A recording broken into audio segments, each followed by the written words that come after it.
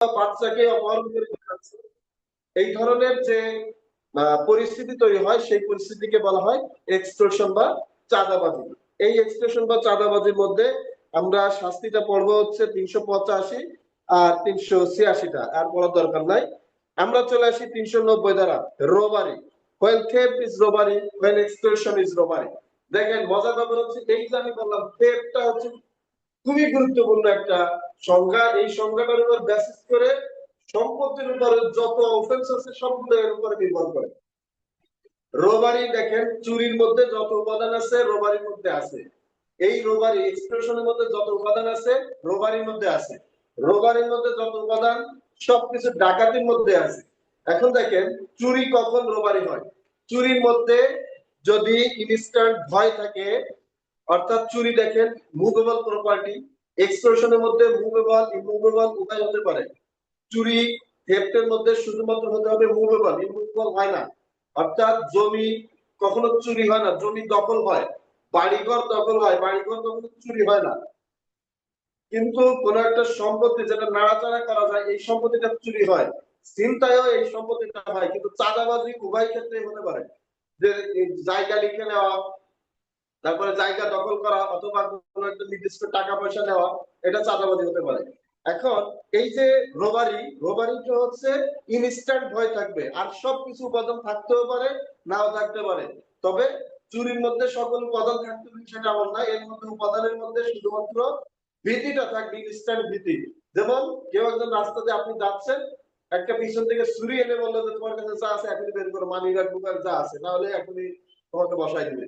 এই যে হুমকি দিচ্ছে, ভয় দেখাচ্ছে, এই ইনস্ট্যান্ট যে ভয়টা, এই ভয়টা নিয়ে দিয়ে যদি কোনো সম্পত্তি কেউ নিয়ে যায়, দেন এটাকে বলা হবে রোবারি। অর্থাৎ ইনস্ট্যান্ট ভয়। দেখেন এক্সটর্শন চাঁদাবাজির মধ্যে ভয়টা কিন্তু ইনস্ট্যান্ট না, যে এখনই কোনো ক্ষতি করতেছে এমন না, ক্ষতিটা পরে হবে। যদি এই কাজটা না হয় তাহলে পরে এই কাজ, এই ক্ষতিটা হবে। কিন্তু রোবারির মধ্যে ইনস্ট্যান্ট ভয়, যে এখনই যা আছে বের করো, না হলে এখনই চুরি হয়তো গলায় ধরে বলতেছে মানি ব্যাগ মোবাইল যা আছে দিয়ে দাও। এই যে ইনস্ট্যান্ট ভয় দেখাচ্ছে, অথবা কেউ কোনো কারোর বাচ্চা একটা কোলে নিয়ে বলে যে তোমার কাছে যা আছে স্বর্ণ গয়না সব আমাকে দাও, না হলে এই সন্তানকে এখনই ফেলে দেবো পুকুরে। এই যে এখনই ফেলে দিচ্ছে পুকুরে, এইটাই হচ্ছে রোবারি। এই রোবারদের সংখ্যা বা দস্যুদের সংখ্যা যদি 5 বা ততোধিক হয়, তখন সেটি ডাকাতি হয়ে যাবে। আর কোনো পার্থক্য নেই। রোবারি আর ডাকাতির মধ্যে একটাই পার্থক্য, সেটা হচ্ছে আসামিদের সংখ্যাগত পার্থক্য। যদি আসামিদের সংখ্যা 5, সর্বনিম্ন 5 হয়, তাহলে সেটি ডাকাতি। আর যদি 4 হয়, সর্বোচ্চ 1 থেকে 4 পর্যন্ত এর মধ্যে থাকলে সেটি হবে রোবারি বা দস্যুতা। অর্থাৎ আসামিদের সংখ্যার পার্থক্যের বাইরে রোবারি এবং ডাকাতির মধ্যে আর কোনো পার্থক্য নেই। এই দুটাই হচ্ছে আপনার রোবারি আর ডাকাতির মধ্যে মৌলিক পার্থক্য। এর মধ্যে আমরা পড়বো 371 91 ধারাতে ডাকাতির সংজ্ঞা দেওয়া আছে, তো এটা তো আমরা পড়ে ফেলছি। 395টা পরীক্ষায় 96টা পরীক্ষা আসে ডাকাতি উইথ মার্ডার, খুন সহ ডাকাতি। দেখেন যদি খুন সহ ডাকাতি হয়, তাহলে 396 দ্বারা মৃত্যুদণ্ড অথবা যাবজ্জীবন কারাদণ্ড অথবা 10 বছর পর্যন্ত অর্থদণ্ড সহ কারাদণ্ড। এই জায়গায় মজার ব্যাপার হচ্ছে দেখেন, যদি ডাকাতি করতে গিয়ে কেউ খুন করে, তখন শুধুমাত্র 396 ধারায় মামলা হবে। এই 396 ধারায় যদি মামলা হয়, তখন একটা ডাকাত দলে 5 জন সদস্য থাকে কমপক্ষে। এই ডাকাতদের মধ্যে একজনে খুন করছে, বাকি 4 জন সম্পত্তি নিয়ে পালিয়ে গেছে বা সম্পত্তি নিতে আসছে, ডাকাতি করতে আসছে, তখন তাদেরকে প্রত্যেকেই এই খুনের সাজা পাবে। এর মধ্যে যে খুন করছে শুধুমাত্র সে শাস্তি পাবে তা না, ওই ডাকাত দলের যত সদস্য ছিল, যে বাইরেও দাঁড়িয়েছিল, সেও খুনের সাজার অন্তর্ভুক্ত হবে। কিন্তু দস্যুতা যদি হয়, দেখা যাচ্ছে যে আসামির সংখ্যা ছিল 4, রোবারি হয়েছে, ডাকাতি হয় নাই, তখন কি হবে? তখন এই রোবারদের মধ্যে একজন কি খুন করছে, বাকি 3জন আপনার সম্পত্তি নিয়ে গেছে, তখন কি হবে? রোবারির মধ্যে যদি কেউ ডাকাতি করে, এই কি বলে যে খুন করে, তখন তার সাজা হবে 302। এরপরে হচ্ছে আপনার রোবারির যে সাজা আছে 392, 392। এরপরে এই আসামিদের সবাইকে যারা যে প্ল্যান করে আসছে তাদেরকে সবাইকে দ্বারা অ্যাড করতে হবে প্ল্যান করে। দেখেন, ডাকাতি করতে গিয়ে যখন খুন হবে তখন শুধুমাত্র 396 হবে। দস্যুতা করতে যখন খুন হবে তখন 302 অন্তর্ভুক্ত হবে, দস্যুতার সাজাও অন্তর্ভুক্ত হবে, আর সবাইকে সমান শাস্তি দেওয়ার জন্য 34 ধারা অ্যাড হবে। কিন্তু ডাকাতি করতে গিয়ে যদি খুন করে তাহলে 34 ধারা অ্যাড করা লাগে না, না করলেও এই ধারাতেই বলা আছে যে প্রত্যেক আসামি একজন যদি খুন করে তাহলে প্রত্যেক আসামি খুনের অপরাধে অপরাধী হবে, অর্থাৎ খুন সহ তারা ডাকাতি করছে বলে পরিগণিত হবে। যাই হোক, আমরা কয়েকটা প্রশ্ন দেখি, সালে প্রশ্ন কি আসছে। দেখেন, ক্ষেপ থেকে আসছে এক্স ওয়াই এর আংটি, স্বর্ণের আংটিটি ওয়াই এর সম্মতি ছাড়া এই উদ্দেশ্যে নিয়ে যায় যে ওয়াই বিনিময়ে কিছু টাকা না দেওয়া পর্যন্ত আংটিটি এক্স নিজ দখলে রাখবে। এক্স এর অপরাধ কি? এক্স এর অপরাধ চুরি। কারণ দেখেন, এই জায়গায় প্রশ্ন হচ্ছে এক্স ওয়াই এর স্বর্ণের আংটিটি ওয়াই এর সম্মতি ছাড়া এই উদ্দেশ্যে নিয়ে যায় যে ওই যে কিছু বিনিময়ে নেবে। কিন্তু যদি ঠিক এই উদাহরণটাই যদি কোনো বন্ধু বান্ধব করে যে ও বারবার সম্পত্তিটা হারাই যাবে, ওকে একটা শিক্ষা দেওয়ার জন্য আমি নিয়ে রাখছি, কিন্তু কোনো বিনিময় ছাড়া তাকে আমি পরে দিব, কিছুক্ষণ ও যাতে হয়রানি হয়, ও যাতে একটা শিক্ষা পেয়ে যায়, পরবর্তীতে এই ধরনের অঘটন না ঘটায়। অর্থাৎ যেখানে সেখানে মোবাইল বলে চলে আসে বা তার স্বামীর আংটিটা খুলে রেখে চলে আসে, সে যেন একটু সচেতন হয়। এই উদ্দেশ্যে যদি কেউ কারোর সম্পত্তি নিয়ে কিছুক্ষণ রাখে এবং এটা ফেরত দেওয়ার সময় তার থেকে কোনো টাকা পয়সা বা বিনিময়ে কোনো কিছু না ইচ্ছা থাকে, তাহলে সেটি কোনো চুরি হবে না, এটা কিন্তু অপরাধী হবে না। কিন্তু চুরির সকল উপাদান থাকার পরেও যদি এই সব উদ্দেশ্য থাকে ইন গুড ফেইথ, তাহলে সেটি চুরি হবে না। কিন্তু এর মধ্যে যদি খারাপ উদ্দেশ্য থাকে তখন সেটি চুরি হবে। যেমন আমার মোবাইলটা, ঠিক এই মোবাইলটার মতো আরেকজনের একটি মোবাইল আছে, এক জায়গায় আছে, গল্প করার সময় অথবা ক্লাস করতেছি এই সময়ে সে তার নিজের মোবাইল মনে করে পকেটে নিয়ে চলে গেল। বাসায় গিয়ে দেখলো যে তার দুই পকেটে দুইটা মোবাইল, একই মোবাইল। তখন সে বুঝতে পারলো যে না, আমি তো ভুল করে আসছি, আরেকজনের মোবাইল নিয়ে চলে আসছি। এই যে যখন সে অবগত হলো, এই অবগত হওয়ার সময় থেকে যদি সে তার প্রকৃত দখলদারকে এটা ফেরত দেওয়ার জন্য যদি উদ্যোগ গ্রহণ না করে, খেয়াল করেন, উদ্যোগ গ্রহণ না করে মালিককে সেটা সে জানে যে অমুকের, হয়তো আমি তার কাছে ছিলাম, তার কাছ থেকে নিয়ে চলে আসছি, এই সম্পত্তি যদি তার কাছে ফেরত না দেয় বা ফেরত দেওয়ার উদ্যোগ গ্রহণ না করে, তাহলে সে চুরি করছে। অর্থাৎ যখন থেকে সে অবগত হলো এবং যখন সে মনে করলো যে না, যদি কেউ ফোন দেয় তাহলে ফোন দিব, অন্যথায় দিব না, এটা মনে করে যদি সে পকেটে রেখে দেয় তাহলে এটি চুরি হয়ে গেছে।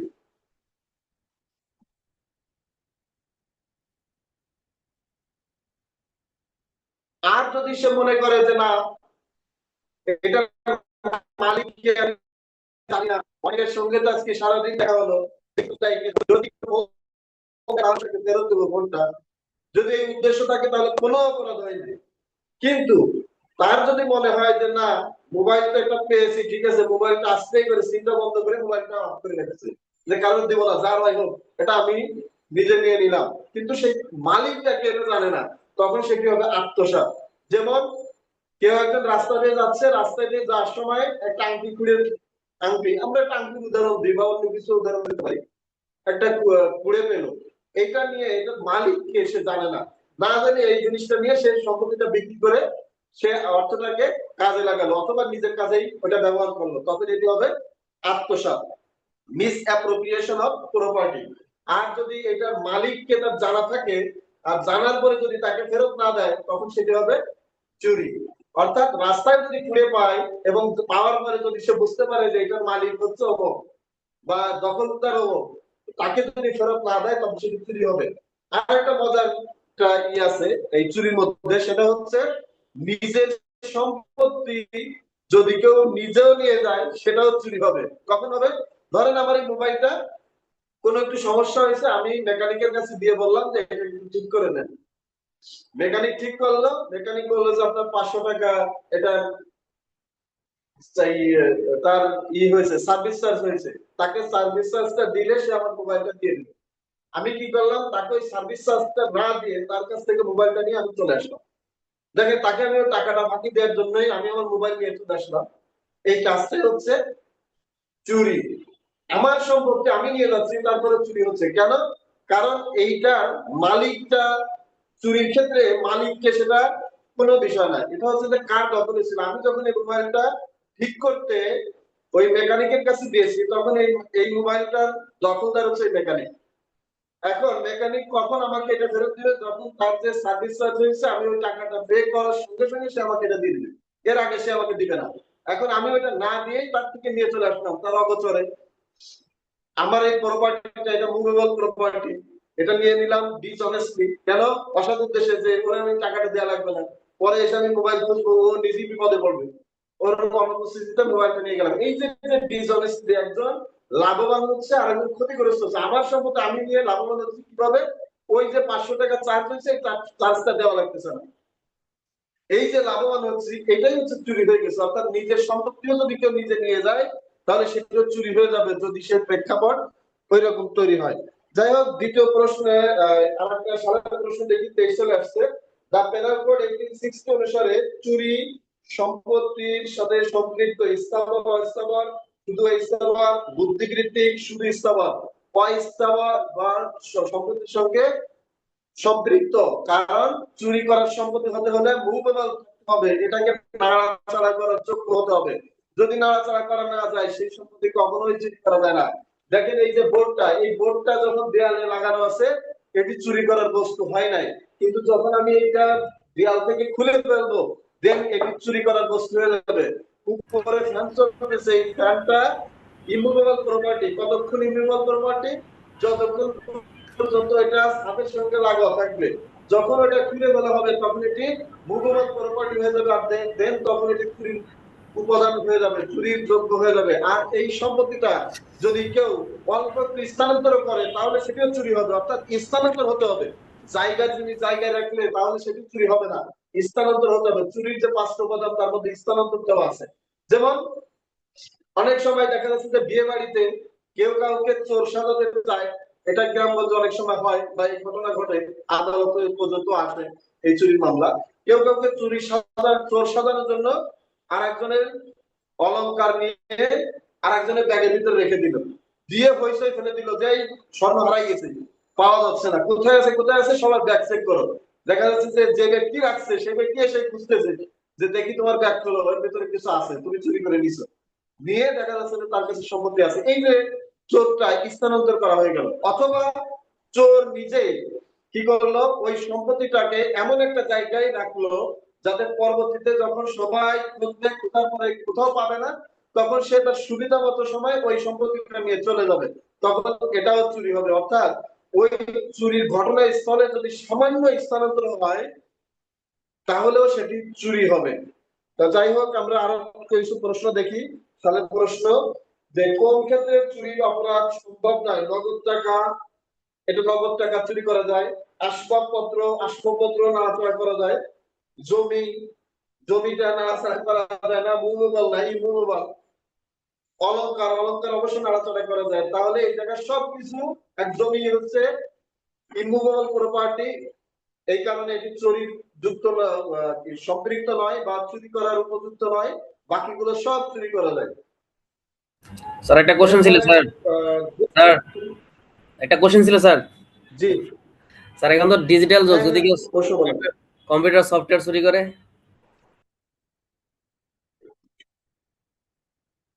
জি জি, সত্য, কথাটা কেটে আসছে, আংশিক কেটে আসছে। হ্যালো, স্যার শুনতেছেন? এবার বলেন, আপনার কথাটা আংশিক কেটে আসছে। যদি ডিজিটাল চুরি হয়, আপনার সফটওয়্যার হইতে পারে, জি, ইনফরমেশন হইতে পারে, তাহলে সেক্ষেত্রে কি এটার ভিতরে পড়বে? আচ্ছা, ডিজিটাল চুরি যদি হয় তাহলে এটি সাইবার নিরাপত্তা আইন আছে, ওই আইনে যাবে, তখন ওইটাতে মামলা। চলে যাবে। ও আচ্ছা আচ্ছা। তখন এই আইনে আসবে না, পেনাল কোডে আসবে না। পেনাল কোড হচ্ছে মাদার ল। এই আচ্ছা আইনের বাইরে একাধিক আইন আছে, যেমন আমরা এই যে গত ক্লাসে লাস্ট প্রশ্নটাই ছিল রেপ এবং আনন্যাচারাল অফেন্স, এটার অপরাধের বিষয় কিন্তু পেনাল কোডে হয় না। রেপের বিচার হয় নারী বিজ্ঞান দমন আইন 2000-এর 9-1-2 থেকে 4-5 পর্যন্ত আছে, ওই আইনে অনুযায়ী আলাদা ট্রাইব্যুনাল আছে, সেখানে হয়। সাইবার স্পেসে যদি কোনো চুরির ঘটনা ঘটে, হ্যাকের ঘটনা ঘটে, তাহলে সেটার জন্য সাইবার আইন আছে, সে জায়গায় সংজ্ঞা দেওয়া আছে আলাদা, যে সাইবার স্পেসে যদি চুরি হয় কারোর দখলের সম্পত্তি, রেজিস্টার্ড সম্পত্তি বা তার নিজস্ব তৈরিকৃত জিনিস, যেমন কারোর ওয়েবসাইটে কারোর কোনো সম্পত্তি রেখে দিয়েছে, সেগুলোকে চুরি করে নিয়ে গেল বা চুরি করে ওইটাকে অন্য জায়গায় বিক্রি করে দিল, তার জন্য আলাদা আইন আছে, সাইবার সুরক্ষা আইন ধন্যবাদ স্যার। 2026টা আইন কার্যকরী হয়েছে, নতুন করে পাশ হয়েছে। তো যাই হোক, আমরা সাইবারটা তো ওটা সাইবার স্পেস হবে, এটা সাইবার স্পেসের বাইরে। এখন দেখি জেড এর সম্পত্তি ছাড়া তার দখল হতে অসাধুভাবে নিয়ে যাওয়ার উদ্দেশ্যে জেড এর জমিতে একটি গাছ কাটে। দেখেন, গাছটা যখন জমিতে লাগোয়া ছিল তখন একটি ইনভেজিবল প্রপার্টি নাড়াচাড়া করা যায় না, তখন গাছটা কেটে ফেলছে, তখন কিন্তু চুরির যোগ্য হয়ে গেছে। এবং এটা যখন অল্প একটু স্থানান্তর করবে, অর্থাৎ গাছটা কাটার সাথে সাথে পড়ে গেছে, এই পড়ে যা গেলেই তখন চুরি হবে। অর্থাৎ চুরি মানেই যে ওই সম্পত্তিটা নিয়ে চলে যেতে হবে এমন না, এই অল্প একটু স্থানান্তর করলে সেটাও চুরি। হ্যাঁ, আপনি চোরটাকে ধরে ফেলছেন, সম্পত্তিটাকে নিতে যেতে দেন নাই, কিন্তু চুরির যে অপরাধ হয়েছে এটা হয় নাই, যে অপরাধ হয়নি এটা কোনো কথা না, চুরির অপরাধ হবে। এরপরে দেখেন, নিম্নে কোন কার্যটি চুরি হিসাবে গণ্য হবে না? চলাচলের রাস্তায় পড়ে থাকা মুদ্রার আংটি কুড়িয়ে নেওয়া, এরপরে অপরের জমিতে দণ্ডায়মান গাছ কেটে ফেলা, চোর দিয়ে অন্যের পোষা প্রাণী নিয়ে যাওয়া, অপরের জমিতে দণ্ডায়মান গাছ কেটে নিয়ে যাওয়া। দেখেন, চলাচলের রাস্তায় পড়ে থাকা মূল্যবান আংটি কুড়িয়ে নেওয়া, এটা চুরি হবে না, এটা অর্থ আত্মসাৎ হবে, মিস অ্যাপ্রোপ্রিয়েশন অফ প্রপার্টি হবে। কিভাবে? দেখেন, চলাচলের রাস্তায় কুড়িয়ে পাওয়া আংটি, এই আংটির মালিককে, দখলকারকে কিছুই জানে না। এই যে না জানার কারণে এই সম্পত্তিটা, এবং আমি যে পেয়েছি, আমি তার প্রকৃত দখলদারকে খোঁজ খবর না নিয়েই ওইটা আমি ভোগ দখল শুরু করছি, তখন সেটি হবে অর্থ আত্মসাৎ। আর যদি এটার দখলকার আমি জানতাম যে না, আমার বাড়ির পাশের ওই লোকটার এই সম্পত্তি হবে, তার এই মোবাইল বা তার এই পার্সটা তার হবে, বা তার ফেলে দেওয়া টাকা, আপনি পিছন থেকে দেখতেছেন ওই লোকটা চলে যাচ্ছে, তার মানি ব্যাগের থেকে কোনো একটা জিনিস বের করতে গিয়ে টাকাটা পড়ে গেছে, আপনি ওই টাকাটা অগোচরে নিয়ে চলে গেলেন, আপনি জানেন না তার প্রকৃত মালিককে, তখন এটি চুরি। আর যদি চলাচলের রাস্তায় এমন একটা জিনিস পাওয়া গেছে, এই জনপথে কে ফেলে গেছে, তার মালিককে আপনি কিছু জানেন না, আপনি কুড়িয়ে নিয়ে নিজে ব্যবহার করলেন, তখন সেটি হবে আর অর্থ আত্মসাৎ। আর যদি আপনি কিছুক্ষণ অপেক্ষা করেন যে এটা প্রকৃত মালিককে যদি কেউ খোঁজে তাহলে দিব, আর না হলে দিব না। অনেক সময় দেখেন ঘোষণা দেয় যে যদি কারোর হয়ে থাকে এই জিনিসটা, তাহলে উপযুক্ত প্রমাণ সাপেক্ষে আমার কাছ থেকে নিয়ে যাবেন, এই জিনিসটা আমার কাছে আছে। এই যে ঘোষণা দিয়েছে, এই ঘোষণা দিলে যদি কেউ না আসে বা উপযুক্ত প্রমাণ না আসতে পারে, ওই ব্যক্তি যদি ওই সম্পত্তিটা ভোগ দখল করে, তাহলে কোনো এই পেনাল কোড অনুযায়ী কোনো অপরাধ হবে না। তাহলে এই দেখেন, এই যে পেনাল কোডটা যদি আপনি ভালো করে বোঝেন, তাহলে কেউ যদি মামলা দায়ের করে, আপনি আপনার ক্লায়েন্টের পক্ষে যখন দাঁড়াবেন, আপনি দেখতে পাবেন যে না, এই অপরাধটা হয়েছে কি হয় নাই, তার শর্ত আছে কি নাই। একজন পাওয়া গেছে, সে ভোগ দখল করতেছে, আপনি বলেছেন আমার সম্পত্তি চুরি করে নিয়ে গেছে, যদি সে চুরি নাই করে তাহলে তার হাতে কিভাবে গেল? হ্যাঁ, যদি সেই বিষয়টা যদি এরকম হয়, প্রমাণ করতে সক্ষম হয় যে সে এই যে ঘোষণা দিয়েছিল, পরবর্তীতে কোনো মালিক বা দখলদার কেউ আসে নাই, পরবর্তীতে সে নিজে ভোগ দখল করেছে, তাহলে এটি কোনো অপরাধই হয় নাই। অপরাধ হতে গেলে দুইটা জিনিস থাকতে হবে, একটা হচ্ছে মেন্স রিয়া, একটা হচ্ছে অ্যাক্টাস রিয়া, অর্থাৎ কাজটা অপরাধ হতে হবে, দণ্ডনীয় অপরাধ হতে হবে, অর্থাৎ একটা কাজের জন্য একটা দণ্ড থাকতে হবে।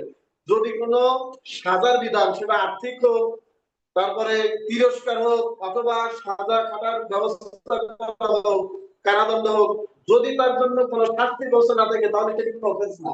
যদি অফেন্স না হয়, যেমন আমরা গত ক্লাসে একটা উদাহরণ পড়ছিলাম, সেটা হচ্ছে একজন ভিক্ষুককে ভিক্ষা না দেওয়ার কারণে 2023 সালে প্রশ্নটা আসছিল যে একজন ব্যক্তির কাছে গিয়ে একটা ভিক্ষুক খাবার চেয়েছে, এই খাবারটা না দেওয়ার কারণে ওই ভিক্ষুকটা না খেয়ে মারা গেছে।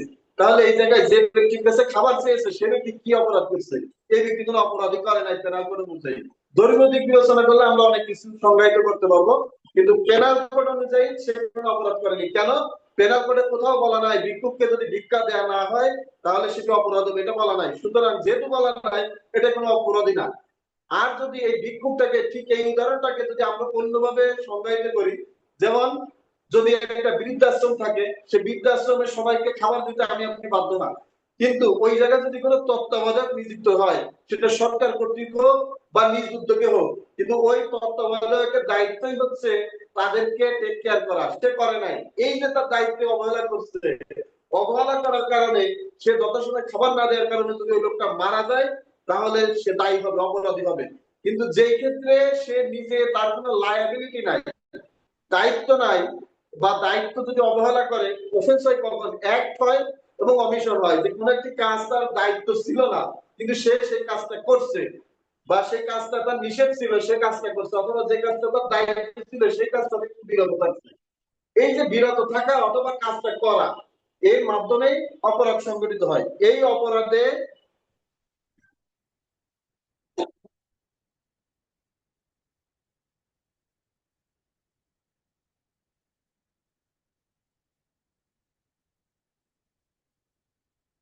জি, এই যে অপরাধে, এই যে আমরা ভিক্ষুককে ভিক্ষা দেওয়ার এই প্রসঙ্গটা নিয়ে আসছি, যে ভিক্ষুককে ভিক্ষা দিলে না দেওয়ার কারণে ওই লোকটা যে মারা গেল না খেয়ে, এটা কোনো অফেন্স হয়নি। অর্থাৎ অফেন্স হতে হলে গিল্টি মাইন্ড থাকতে হবে, আর একটা হচ্ছে একটা শ্রেয়া থাকতে হবে। একটা শ্রেয়া মানে হচ্ছে দণ্ডনীয় অপরাধ থাকতে হবে, অর্থাৎ কাজটা করলে অথবা না করলে এই শাস্তি আছে। আর একটা হচ্ছে ওই কাজটা করলে, করার সময় অথবা বিরত থাকার সময় ওই আসামির মধ্যে একটা গিল্টি মাইন্ড ছিল, সে চেয়েছিল যে এই অপরাধটা হোক, বা এই সে মারা যাক, অথবা তাকে খাবার দিব না ইচ্ছাকৃত ভাবে, এই দায়িত্ব এড়িয়ে গেছে। তাহলে গিল্টি মাইন্ড বা কি বলে যে মেনস্ট্রিয়া এবং অ্যাক্টাসিয়া, এই দুইটা থাকতে হবে। যদি না থাকে তাহলে সেটি অফেন্স না।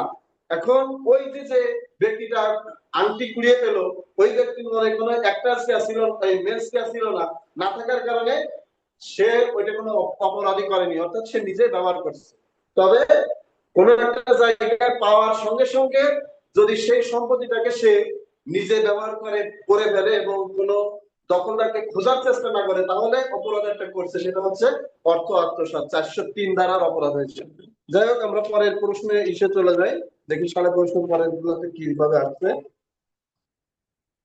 জি, চুরি পরে এক্সটর্শনে দেখেন, এ জেড কে 2015 সালে প্রশ্নটা আসছে।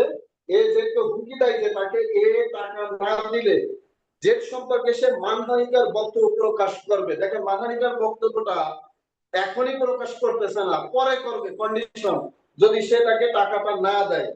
এ যে অপরাধ করছে, মানহানি করছে, অনিষ্টেশন করছে, বল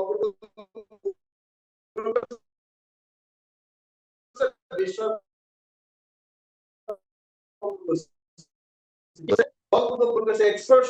কথা বোঝা যাচ্ছে না স্যার। কথা বোঝা যাচ্ছে না। কিন্তু যদি প্রকাশ করে ফেলতো তাহলে জি, কে বলছেন? কথা বোঝা যাচ্ছে না ঠিক মতো স্যার। এই জায়গা তো সমস্যা হচ্ছে। আমার এখন কি শুনতে পাচ্ছেন? জি আচ্ছা, অন্যরা কি শুনতে পাচ্ছেন? জি স্যার, শুনতে পাচ্ছি। স্যার এখন শোনা যাচ্ছে ঠিক মতো। এখন শোনা যাচ্ছে। জি, শুনতে পাচ্ছেন? হ্যালো। জি শোনা যাচ্ছে। জি জি, ধন্যবাদ। জি, আমরা এখন দেখেন এরপরে প্রশ্নটা দেখি। মিথ্যা কুৎসরণের ভয় দেখিয়ে কে 1 লক্ষ টাকা দিতে বাধ্য করে। দেখেন, এই যে যে ভয়টা দেখাচ্ছে, মিথ্যা কুৎসরণা কিন্তু করেনি, এখনো করবে, ভয় দেখাচ্ছে যদি সে টাকাটা না দেয় তাহলে করবে। এই যে ভয় দেখায় যে টাকাটা নিয়ে নিল, এটা হচ্ছে এক্সটর্শন, অর্থাৎ চাঁদাবাজি করে ফেলল।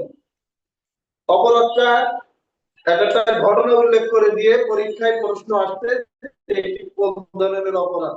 আমরা চুরির সংজ্ঞাটা দেখলাম, সেই জায়গায় প্রশ্ন দেখলাম যে চুরি করার উপযুক্ত নিম্নের এই সম্পত্তিটা চুরি করার যোগ্য কিনা। তারপর একটা ঘটনা দেখায়, বললো যে এটা কোন ধরনের অপরাধ হয়েছে, তাহলে চুরি হয়েছে। তাহলে আমরা এই চুরিটাকে প্রপার্টি নিয়ে প্রথম চুরির সংজ্ঞাটা জানলাম। এই চুরির মধ্যে যদি ভয় থাকে, ভয়টা যদি একটু দূর করতে হয়, কন্ডিশনাল হয়, চিন্তাও কিন্তু কন্ডিশনাল, যে এখন যদি এই জিনিসটা না দাও তাহলে তোমাকে আমি মারবো, এটা কন্ডিশন। কিন্তু এই কন্ডিশনটা দেখেন ইনস্ট্যান্ট, ভয়টা ইনস্ট্যান্ট। আর চাঁদাবাজির মধ্যে ভয়টা অনেক দূরবর্তী। যেমন বললো যে আগামী মাসে শুরুতে যদি আমাকে 500 টাকা না দেওয়া হয় তাহলে তোমাকে এই রাস্তায় আর ভ্যানে করে সবজি বিক্রি করতে দিব না। দিস ইজ এক্সটর্শন, চাঁদাবাজি, এটাই হচ্ছে চাঁদাবাজি। আর যদি হয় এই বড় ভাই আসছে, তোমাদের কাছে প্রতি মাসে যে টাকা দেওয়ার কথা এখনই দাও, না দিলে এখনই কিন্তু দোকান ভেঙে দিব, এই যে এখনই দোকান ভেঙে দিচ্ছে ভয়টা কিন্তু এখনই, তখন সেটি আবার রোবারি চাঁদাবাজি হয়ে যাবে, এই থাকবে দস্যুতা হয়ে যাবে। দেখেন একই চাঁদাবাজি, চাঁদাবাজি ওই যে টাকা যে কোনো সময় আজকে পারনি কালকে দাও, সমস্যা নাই। এই যে ভয়টা, ইনস্ট্যান্ট ভয়টা নাই, ভয়টা আছে কিন্তু ভয়টা ইনস্ট্যান্ট নাই, এটা দূরবর্তী, এটা হচ্ছে চাঁদাবাজি। আর যদি ভয়টা এখনই হয় যে বড় ভাই তো দাঁড়ায় আছে, এখনই যদি না দাও তাহলে এখনই দোকানটা উঠাই দিব, এই যে এখনই বড় ভাই আছে এখনই উঠাই দিচ্ছে, তাহলে ভয়টা এখনই, তখন সেটি হবে রোবারি। আর ডাকাতি রোবারির মধ্যে মৌলিক পার্থক্য, আসামিদের সংখ্যা যদি 5 বা ততোধিক হয় ডাকাতি, আর যদি 4 পর্যন্ত হয়, 1 থেকে 4 পর্যন্ত, তাহলে হবে রোবারি বা দস্যুতা। যাই হোক, আমরা রোবারি থেকে দস্যুকে দেখি কি কি প্রশ্ন আসছে। 2025 সালের প্রশ্ন দেখতে পাচ্ছি আসছে, নিচের কোন ক্ষেত্রে চুরি দস্যুতা মর্মে গণ্য হবে? ক, যখন 2 বা ততোধিক তবে 5 জনের কম ব্যক্তি দ্বারা ঘটে, যখন একই সাথে বল প্রয়োগ করা হয়, যখন 5 বা ততোধিক ব্যক্তি দ্বারা সংগঠিত হয়, যখন তাৎক্ষণিক মৃত্যুর ভয় থাকে। তাহলে দস্যুতা হতে হলে তাৎক্ষণিক মৃত্যুর ভয় থাকতে হবে। 2 নম্বর প্রশ্ন আসছে, 20 সালে আসছে, দেখেন সর্বনিম্ন এতজনের ব্যক্তির অংশগ্রহণে দা পেনাল কোড 1860 অনুযায়ী দস্যুতা সংগঠিত হতে পারে। সর্বনিম্ন একজন থাকতে হবে, কারণ একজনের নিচে তো কোনো আসামি হয় না, কোনো অফেন্স হয় না। আমরা ইতিপূর্বে দেখছি যে বিভিন্ন ষড়যন্ত্রের ক্ষেত্রে কমপক্ষে 2 জন থাকতে হয়, চৌধুরী দ্বারা ক্ষেত্রে 2 জন থাকতে হয়, আবার আমরা যখন কমন অবজেক্টে দেখলাম 149 সেই জায়গায় 5 জন থাকতে হয়। মারামারি করার ক্ষেত্রে আরেকটা পক্ষ যদি থাকবে, মারামারি তো একাকি করা যায় না, তাহলে এই জায়গায় দুইটা পক্ষ থাকে বা 2 জন থাকতে হবে কমপক্ষে। এইরকম বিভিন্ন জায়গায় সংখ্যা আছে। চুরি করার ক্ষেত্রে 2 জন না, একজনই যথেষ্ট, একাই চুরি করতে পারে। কিন্তু রোবারির ক্ষেত্রেও একা করা যায়, কিন্তু সর্বনিম্ন রোবারদের সংখ্যা 4 পর্যন্ত হলে সেটা অফেন্স থাকবে রোবারি। কিন্তু যখন 5 জন হয়ে যাবে আসামি, তখন সেটি হয়ে যাবে ডাকাতি। চুরি করতে গিয়ে আসামি স্বেচ্ছায় আঘাত করলে অপরাধ কি হবে? চুরি, ডাকাতি, দস্যুতা, বলপূর্বক আদায়। দস্যুতা হবে, চুরি করতে গেছে, চুরি করতে গিয়ে অস্ত্র নিয়ে ভয় দেখাইছে বা আঘাত করে ফেলছে। যে চুরি যখন আপনি দেখাচ্ছে পকেটে থেকে মোবাইলটা নিয়ে টান দিচ্ছে, আপনি মোবাইলটা ঠেকাতে গেছেন, সে কি করলো, পকেট থেকে ছুরি বের করে আপনার হাতে দিয়ে দিল, তখন আপনি নিজের হাত সেভ করার জন্য আপনি ওই মোবাইলটা ছেড়ে দিয়েছেন, এটা চুরি হয় নাই। কিন্তু নেওয়ার সময় মোবাইলটা যখন নিয়ে যায় তখন আপনি টের পাননি, কিন্তু বের যখন করে তখন আপনি টের পেয়ে ধরে ফেলছেন তার হাতটা, ধরার সাথে সাথে সে কি করলো, আপনার হাতে আঘাত করলো। এই যে স্বেচ্ছা আঘাত করছে, তখন সেটি দস্যুতা হয়ে গেছে, তখন সেটি চুরি নাই।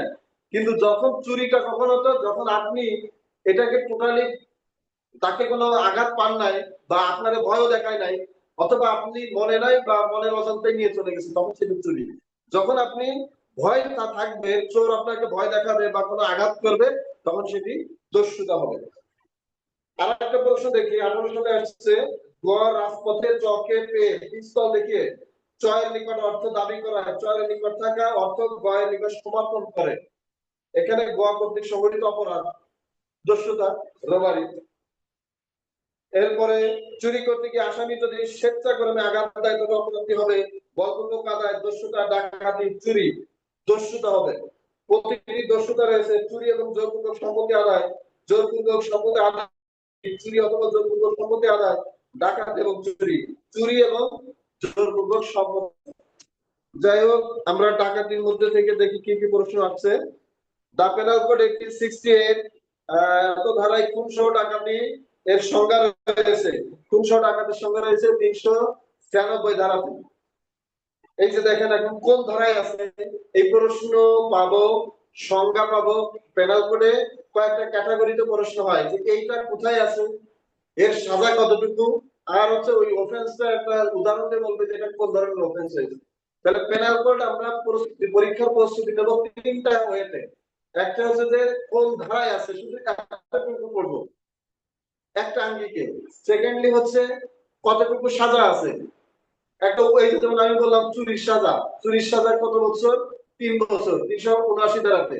কিন্তু 380 ধারাতে 7 বছর যদি গৃহে বা উপাসনালয় বা কোনো গুদাম ঘর থেকে চুরি করে, যেমন কেউ দোকান ঘরে শীত কেটে চুরি করে নিয়ে চলে গেল, তখন সেটি 380 ধারার অপরাধ হবে।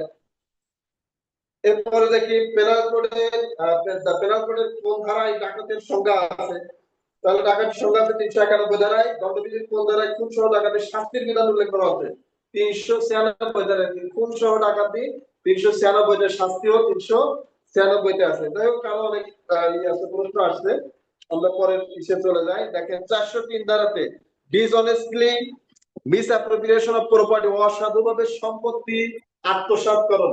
অসাধুভাবে সম্পত্তি আত্মসাৎকরণটা আমরা ইতিমধ্যে আলোচনা করে ফেলেছি, তবে এর মধ্যে আরেকটা বিষয় অ্যাড হবে, সেটা হচ্ছে ওই যে ইসের মধ্যে বললাম যে রাস্তায় আংটি কুড়িয়ে পেয়েছে, মালিককে দখলদারকে এবার না খুঁজে নিজের মতো করে ব্যবহার শুরু করেছে। অথবা দেখেন এই জায়গাটা ওই ব্যক্তি, যে ব্যক্তিটা কুড়িয়ে পেয়েছে তার একটা লোক কাজ করছে ওই জায়গায়, যে কেউ যেন না দেখে। চুরি কিন্তু করতেছে না মালিক, কারণ এই জায়গায় দখলদার যদি না থাকে তাহলে সেটা চুরি না। আপনি রাস্তায় একটা জিনিস কুড়িয়ে পেয়েছেন, এর মালিককে বা দখলদারকে আপনি কিছু জানেন না, সেটা অবশ্যই চুরি না, কিন্তু এটা অর্থ আত্মসাৎ হবে, কারণ ওই সম্পত্তিটা আপনি লোভ করে নিয়ে চলে যাচ্ছেন, নিজের কাজে ব্যবহার করতেছেন, কিন্তু এটা দখলদারকে খোঁজার চেষ্টা করতেছেন না বা প্রকৃত ব্যক্তিকে ফেরত দেওয়ার চেষ্টা করেননি, তখন সেটি চুরি। আর একটা হচ্ছে যে বিরুদ্ধ ব্যক্তি মারা যাওয়ার সময় যদি কারোর কাছে তার কোন সম্পত্তি রেখে যায়, মুভেবল প্রপার্টি, ইমুভেবল না, কেউ জমি রেখে গেল, তাহলে হবে না, তাহলে এটা অন্য প্রসঙ্গে চলে আসবে। এই জায়গায় কোনো মুভেবল প্রপার্টি, ধরেন বাংলাদেশে কোন ব্যক্তি, তার সন্তান থাকে সবাই আমেরিকাতে বা কানাডাতে, এই ব্যক্তিটা মৃত্যু সজ্জায় আছে, তার কাছে হয়তো ওই সন্তানটা যেহেতু অনেক ধনী মানুষ, তাদের গৃহ পরিচারিকা রেখে দিয়েছে। এখন এই লোকটার কাছে তার সম্পত্তি সব রেখে গেল, যে এই আমার স্বর্ণ গয়না সব রাখো, আমার মেয়ে কানাডা থেকে আসলে তাকে দিয়ে দিও। এই গৃহ পরিচারিকা কি করলো, এই সম্পত্তিটাকে তার মেয়েকে ফেরত দেয়নি। এটি হচ্ছে, দেখেন সম্পত্তিটা তার হস্তগত হয়েছে, বিশ্বাস করে মৃত্যুকালে তার সম্পত্তিটা সে দিয়েছে, এই সম্পত্তিটা সে আত্মসাৎ করে দিল, এটা প্রকৃত মালিককে ফেরত দিল না। এটা হচ্ছে ডিসঅনেস্ট মিসঅ্যাপ্রোপ্রিয়েশন অফ প্রপার্টি, অসাধুভাবে অর্থ আত্মসাৎকরণ।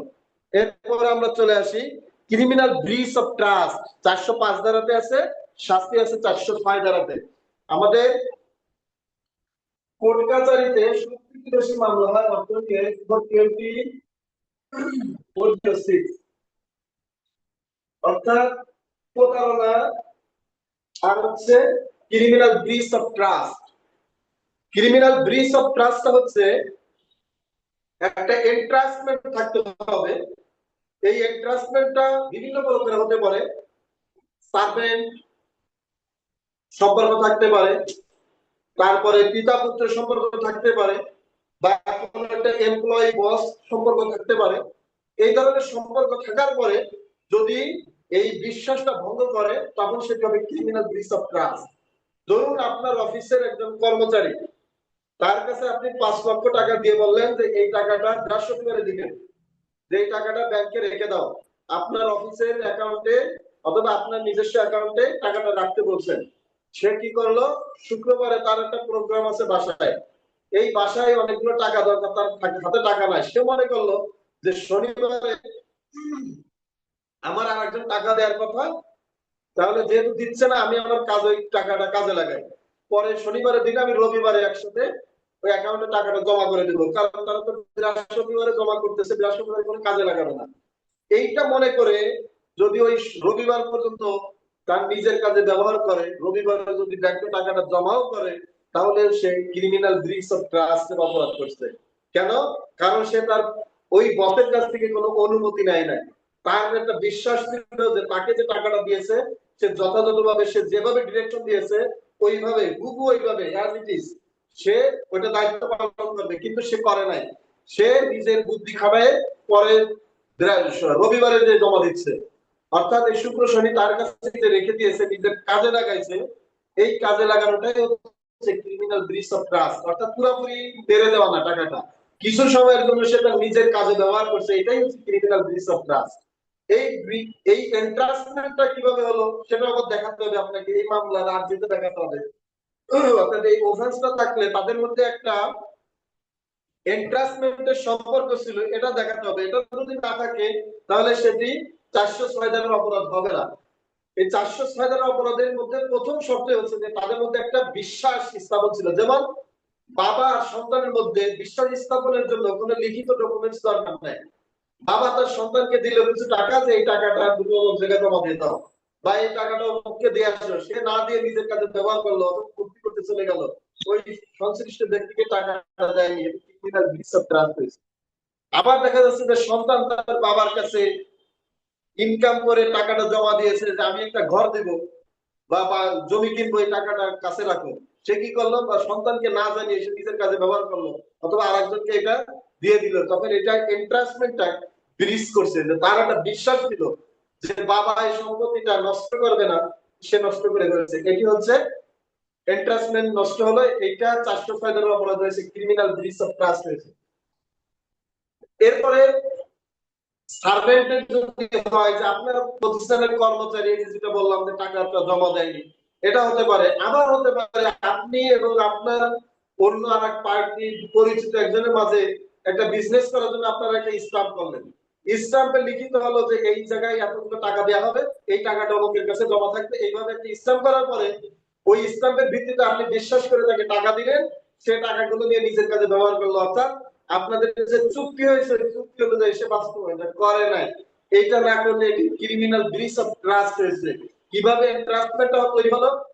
এনট্রাস্টমেন্ট তৈরির ভিত্তিটাই হচ্ছে ওই যে স্ট্যাম্পটা তৈরি হলো, এই স্ট্যাম্পটার মাধ্যমে একটা বিশ্বাস স্থাপন হয়েছে, এই কারণে টাকাগুলো দেওয়া হয়েছে, আর সে এই সুযোগটা কাজে লাগায় সে টাকাগুলো তার নিজের কাজে ব্যবহার করছে, এই টাকাটা দেয়নি, তখন হবে ক্রিমিনাল ব্রিচ অফ ট্রাস্ট। আর এর সাজা আছে 405 ধারাতে, ক্রিমিনাল ব্রিচ অফ ট্রাস্টের সংজ্ঞা, 406 ধারাতে সাজা 3 বছরের কারাদণ্ড। এরপর চলে আসি 420 ধারাতে 420। দেখেন যারা আইনে পড়েনি, আমাদের দেশে অনেকে 420 এই শব্দটা জানে। একজন ব্যক্তি যদি প্রতারক হয়, প্রতারণা করে, তাকে সবাই গ্রামের লোকজন অনেকে দেখবেন যে বলে একটা 420। এই 420 মানে হচ্ছে এই পেনাল কোডের 420 ধারা, অর্থাৎ আর্থিক লেনদেনের ক্ষেত্রে যদি কেউ শুরুতে প্রতারণা করে, প্রতারণা প্রতারণা করার উদ্দেশ্যে যদি কাউকে কোনো অর্থ দিতে সে প্রলুব্ধ করে নিজেকে অথবা অন্য কাউকে, দেখা যাচ্ছে যে আপনার একজন পরিচিত একজন ব্যক্তি আছে, সেই ব্যক্তি আর্থিক লেনদেন কেমন আপনি কিছু জানেন না, আরেকজন ব্যক্তিকে বললেন যে না আমার পরিচিত, দেও টাকা দেওয়া যায়, সে হয়তো আপনাকে বিশ্বাস করে, বিশ্বাস করে সে মনে করলো যে ওকে টাকা দিব, ভাইয়ের সাথে ঘুরে দেখি একটু ভাইকে জিজ্ঞাসা করি ভাই আর্থিক লেনদেন করা ঠিক হবে কিনা। আপনার কাছে এসে জিজ্ঞাসা করলো যে ভাই উনি তো কিছু টাকা পয়সা চাচ্ছে, বিজনেস করবে, আমি দেবো কিনা। আপনি বলেন যে দেওয়া যায়, তুমি খুব সৎ মানুষ, এই যে আপনি সপ্তাহান করে দিলেন, সপ্তাহান করে দিতে এই কথার ভিত্তিতে ওই ব্যক্তিটা টাকাটা দিল তাকে। এই কাজটা যদি ওই টাকা দেওয়ার পরে ওই লোকটা টাকাটা মেরে দেয় বা একে আর ফেরত না দেয়, তাহলে এই কাজটার মধ্যে যে সত্যায়ন করছে, আমি সত্যায়ন করলাম, আমিও অপরাধী, আবার যে টাকাটা মেরে দিচ্ছে সেও অপরাধী, সমান অপরাধী। কারণ দুইজনই, আমি যদি এই প্ররোচিত না করতাম তাকে বা এই সুপারিশটা না করতাম, তাহলে সে টাকাটা দিত না। এই সুপারিশ করার কারণে সে টাকাটা হস্তান্তর করে দিল, এটা হচ্ছে প্রতারণা হয়েছে। আর মনে রাখবেন 420 এটা সংজ্ঞা দেওয়া আছে 415 ধারাতে। আর এই 420 ধারা প্রতারণা, এই প্রতারণা শুধুমাত্র আর্থিক ক্ষেত্রে হয়। ধরুন একজনের সঙ্গে আরেকজনের বিয়ে হওয়ার কথা ছিল, কিছুদিন তাদের পারিবারিক ভাবে কথাবার্তা চলমান আছে, এর মাঝখানে দেখা যাচ্ছে যে ভালো একটা ছেলে পেয়েছে, এই মেয়েটাকে তারা অন্য জায়গায় বিয়ে দিয়ে দিচ্ছে, ওই ছেলেটার সঙ্গে প্রতারণা করছে। এই প্রতারণা আর এই জায়গা 420 এক না। 420 ক্ষেত্রে শুধুমাত্র আর্থিক ক্ষেত্রে প্রতারণা করা, অর্থাৎ অর্থ দিতে কাউকে পরিবেশিত করছে, সে নিজেকে অন্য কোনো ব্যক্তিকে, এই দুইজন হচ্ছে। আর এই জায়গা মজার কথা, শুরুতে একটা প্রতারণা থাকতে হবে এই 420 মধ্যে। যদি প্রতারণা না থাকে তাহলে সেটি দেখা যাচ্ছে যে কেউ টাকাটা নিয়েছে, কিন্তু বিজনেস করার পরে সে একটু বিজনেসে ক্ষতিগ্রস্ত হয়েছে, আংশিক টাকা 10 লক্ষ টাকা নিয়েছিল, 2 লক্ষ টাকা ফেরত দিয়েছে, 8 লক্ষ টাকা বাকি আছে। সে বললো যে ভাই আমি বাকি টাকাটা দিচ্ছি, আমি একটু সমস্যার মধ্যে আছি, আমি তোমার টাকাটা ফেরত দিব, তাহলে এটি কোনো অপরাধ হয় নাই। কিন্তু এই লোকটা যদি বলে যে তোমাকে আমি কিসের টাকা পাবো না, এই যে টাকা পাবো না মানে কি, ওই টাকাটা সে মেরে দিল, তখন অফেন্স হবে। এটা আগ পর্যন্ত অফেন্স হবে না, যতক্ষণ বলবে যে না আমার একটু সমস্যা যাচ্ছে, আমাকে একটু সময় দাও, ততক্ষণ পর্যন্ত কোনো অফেন্স হবে না। আর ঠিক এই অফেন্সের অপরাধের ক্ষেত্রে, এই কি বলে যে প্রতারণার অপরাধের ক্ষেত্রে আমাদের সিআরপিসি 222 ধারাতে চার্জ গঠনের ক্ষেত্রে কয়েকটা বিষয় বলা আছে, টাইম, প্লেস এন্ড ম্যানার। 223 ধারাতে এই জায়গায় টাইম দেওয়া আছে যে এই যে প্রতারণা হচ্ছে, এই প্রতারণার প্রথম ডেট এবং শেষ ডেটের মধ্যে 1 বছরের বেশি সময় হতে পারবে না, অর্থাৎ সুনির্দিষ্ট হতে হবে। যাই হোক, আমরা কিছু প্রশ্ন দেখবো এখন। যে জায়গায় কি বলছে পরীক্ষা আসছে 2023 সালে একটা প্রশ্ন দেখতে পাচ্ছি। ক রাজপথে একটি 500 টাকার নোট দেখতে পান, ক নোটটির মালিককে তা না খুঁজেই নোট খরচ করে ফেলেন, এক্ষেত্রে ক কোন ধরনের অপরাধ করেছে? ক অর্থ আত্মসাৎ করেছে, চুরি, অপরাধমূলক বিশ্বাসভঙ্গ, কোনো অপরাধ করেনি, অসাধুভাবে সম্পত্তি আত্মসাৎ করেন, অসাধুভাবে সম্পত্তি আত্মসাৎ করেছে। যাই হোক, আমার অনেকগুলো প্রশ্ন আছে, আমরা পারবো ইনশাআল্লাহ।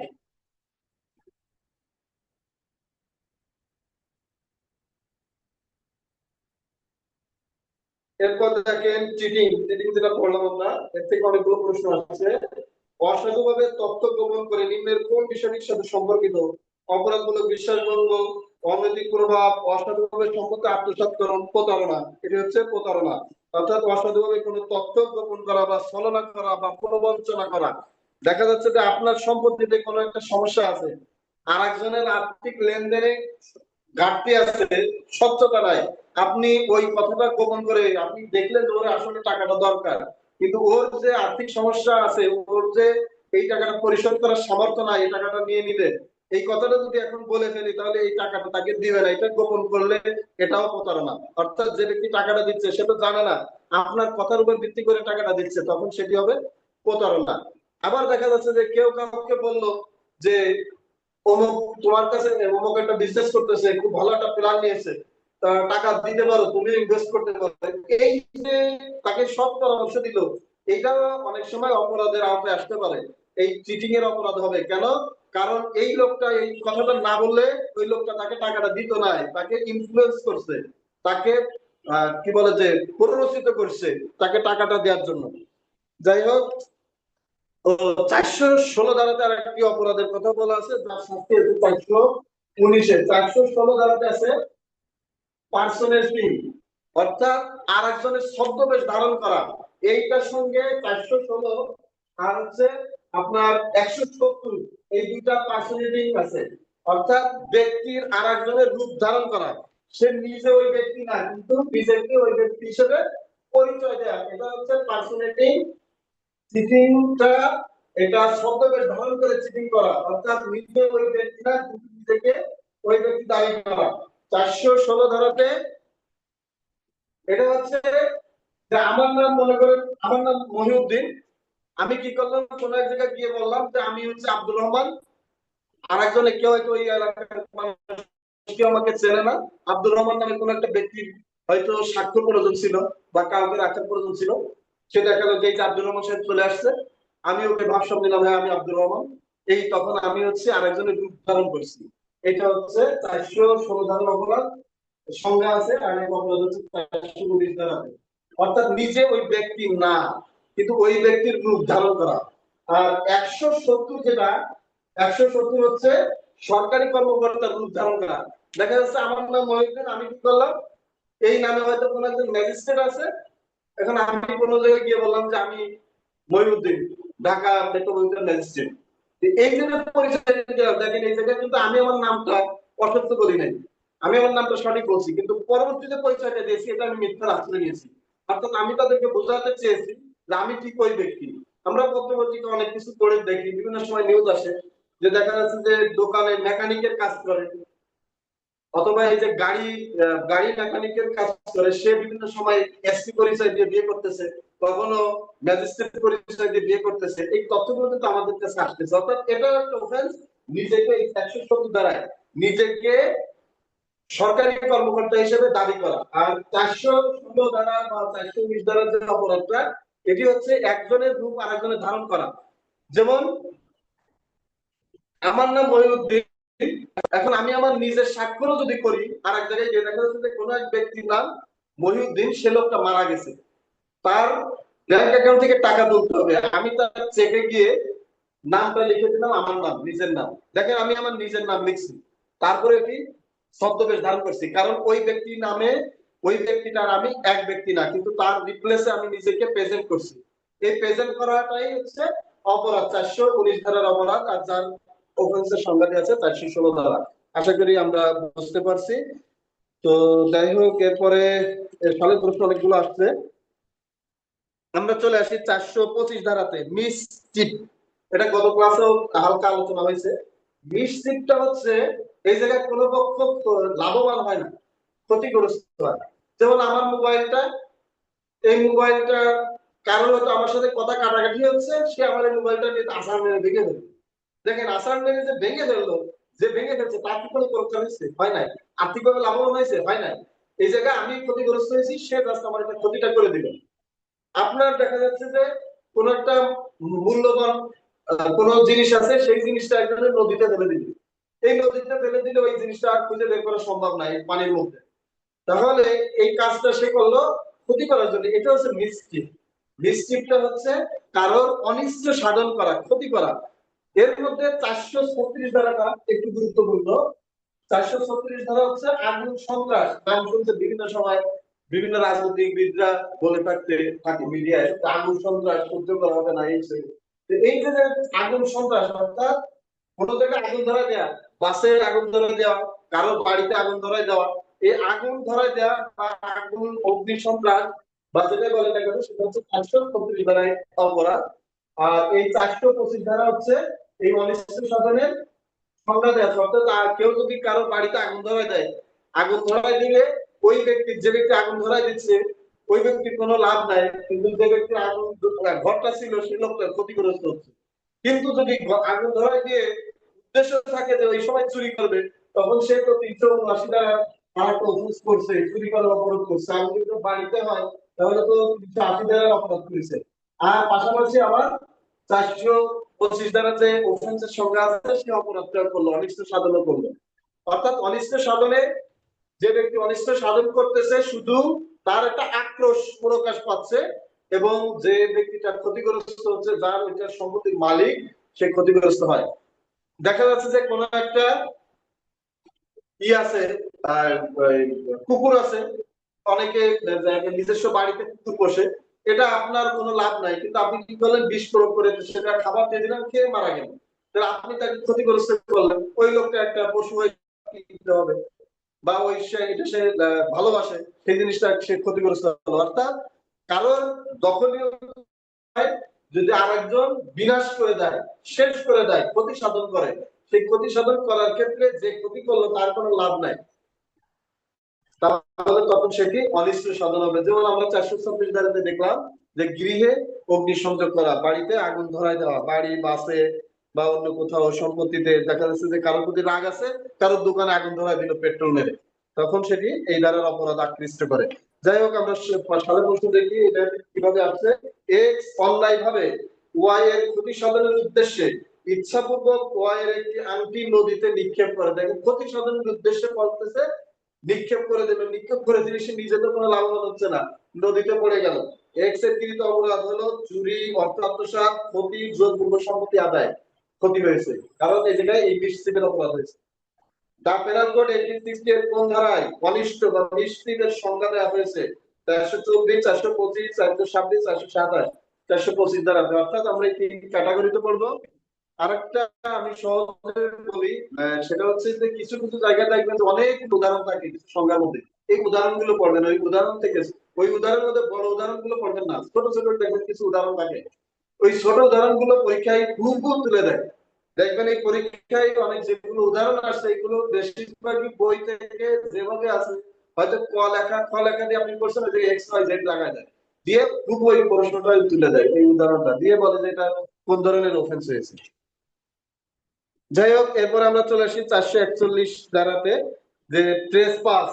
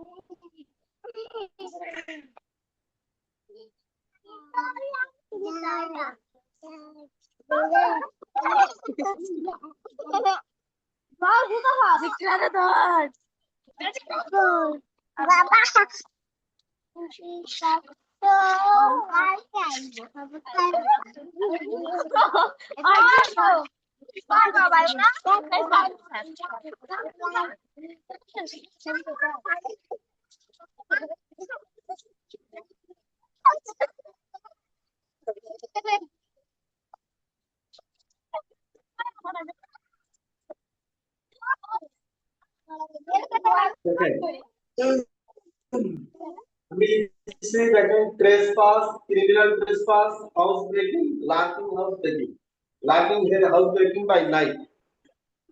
দেখেন ট্রেসপাসটা হচ্ছে অনধিকার চর্চা করা। দেখবেন অনেকে কোনো বিষয়ে অধিকার রাখে না, সেই বিষয়ে কথা বলে, বা কোনো জায়গায় যাওয়ার তার অধিকার নাই, সেই জায়গায় গিয়ে আগ বাড়িয়ে গিয়ে বসে থাকে। দেখা যাচ্ছে আপনার বাসায় মেহমান আসছে, আর একজন এসে চুপচাপ এসে বসে আছে, আপনি বসে থাকার কারণে মেহমানকে আপনার যথাযথভাবে করতে পারতেছেন না। তো এটা যদি বিরক্তিকর হয় তখন সেটা হচ্ছে ট্রেসপাস হয়েছে। অর্থাৎ তার এই জায়গায় আসার কোনো দরকার নাই, সে খামাখা আপনার এই জায়গায় এসে ডিস্টার্ব করছে। আপনি পড়াশোনা করতেছেন, আর একজন আপনার ওই জায়গায় এসে উঁকি মারলো বা এসে বসে আছে, আপনি ওই বসে থাকার কারণে আর পড়াশোনা করতে পারতেছেন না। এটা হচ্ছে ট্রেসপাস, অর্থাৎ অনধিকার চর্চা করা, অনুপ্রবেশ করা।